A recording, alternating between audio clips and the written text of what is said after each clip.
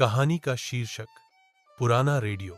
आदित्य 6 साल बाद अमेरिका से भारत लौटा था। अच्छी नौकरी, ऊंचा पैकेज, बड़ा सपना, सब कुछ था। लेकिन गांव के पुराने मकान में कुछ भी वैसा नहीं था जैसा वो छोड़ कर गया था। दादी नहीं रही थीं और अब दादाजी अकेले थे। घर में कदम रखते ही धूल भरे कोनों, टूटे फर्नीचर और खामोशी ने उसका स्वागत किया। लेकिन एक चीज जस की तस रखी थी, दादाजी का पुराना रेडियो। एक कोने में रखा वो फिलिप्स का लकड़ी वाला रेडियो जिसके बटन अब घिस चुके थे, लेकिन उसमें अब भी दादाजी की धड़कनें बसी थीं। आदित्य ने हंसते हुए कहा, दादाजी, अब भी यही रेडियो? अब तो मोबाइल, स्मार्ट स्पीकर का जमाना है। ये रेडियो नहीं, दादी की यादें हैं। आदित्य ने बिना कुछ कहे सिर झुका लिया। शाम को जब दादाजी सो गए तो आदित्य ने वो रेडियो उठाया और साफ करने लगा।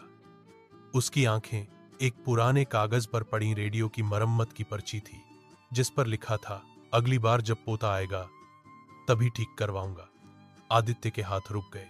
अगले दिन वो शहर गया, उसी दुकान पर जहां बचपन में दादाजी उसे लेकर जाते थे। भैया, ये रेडियो ठीक कर सकते हैं? दुकानदार ने देखा और मुस्कुराया।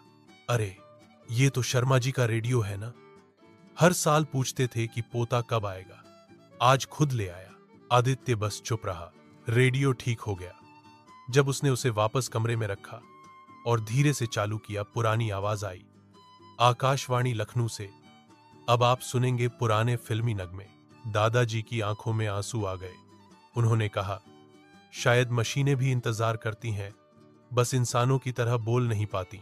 आदित्य ने पहली बार अपने मोबाइल को बंद किया और उस रात दादाजी के पास बैठकर पुराने गानों को सुना। कभी लग जा गले तो कभी वक्त ने किया क्या हंसी सितम। उसी रेडियो से, उसी साउंड में और उन्हीं एहसासों के साथ। सीख, कभी कभी हमारी सबसे कीमती यादें उन चीजों में होती हैं जिन्हें हम बेकार समझ छोड़ देते हैं। प्यार, इंतजार और रिश्तों की गर्माहट कभी पुरानी नहीं होती जैसे एक पुराना radio. If you like this video, please comment, like and subscribe. Thanks for watching.